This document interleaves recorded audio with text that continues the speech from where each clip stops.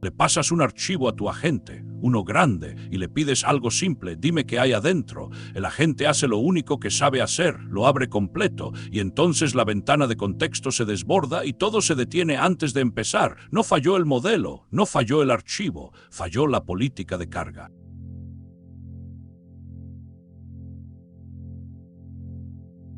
Mira lo que pasó en realidad.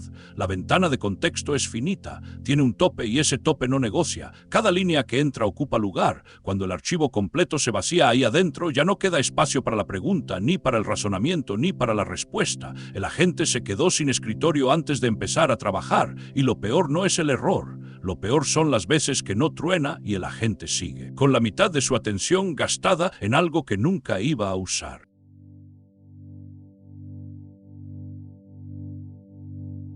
Aquí está la parte incómoda. El agente no cargó todo por tonto, lo cargó porque nadie le dio una forma de decidir. Sin un criterio para saber qué merece entrar, cargar todo es la única política posible. Un agente que no puede elegir siempre elige el máximo, y el máximo siempre truena. Así que el problema no se arregla con una ventana más grande, se arregla dándole a la gente algo con que decidir.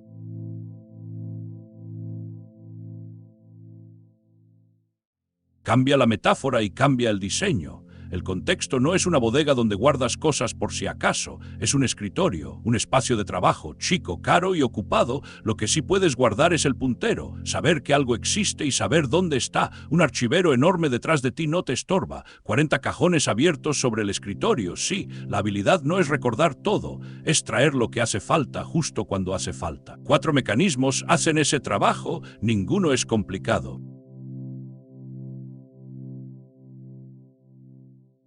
Mecanismo 1, el índice, no el archivo. Antes de descomprimir un paquete, lee su listado, nombres, tamaños, rutas, unas cuantas líneas en vez de unos cuantos megabytes. Con el listado enfrente, el agente elige qué sacar. Sin listado, descomprime el paquete entero y paga 180.000 tokens solo para enterarse de qué había adentro. Y no solo con archivos comprimidos. Un árbol de directorios, un esquema de base de datos. La tabla de contenidos, todos son índices. Mecanismo 2. La búsqueda, no la documentación completa. Nadie lee un manual entero para encontrar una función. Buscas el término, lees 20 líneas alrededor y sigues. Tu agente puede hacer lo mismo. Una búsqueda devuelve las coincidencias con lo que las rodea. Leerlo entero devuelve un desbordamiento. Dale una herramienta de búsqueda antes que un archivo. Leer la documentación completa costó 4.120 renglones. Buscar el término costó 60. Mecanismo 3, el resumen, no el historial completo.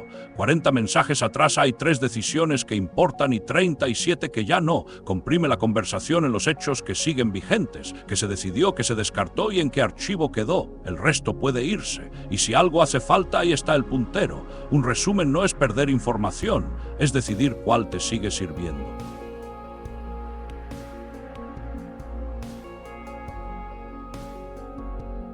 Mecanismo 4. La ruta en disco, no el contenido en memoria. Cuando un paso produce algo grande, una transcripción, un reporte, 10.000 líneas de datos, escríbelo en disco y pasa la ruta.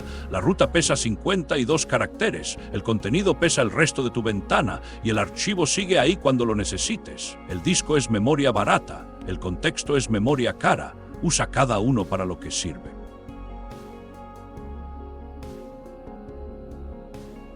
Pon a los 2 agentes lado a lado. El que carga todo empieza rápido y cada turno le queda menos espacio. En el mensaje 22 ya no le queda ninguno. El que elige qué traer mantiene su escritorio despejado. Empieza igual de rápido y en el mensaje 40 sigue teniendo lugar para pensar. Uno se apaga, el otro trabaja indefinidamente.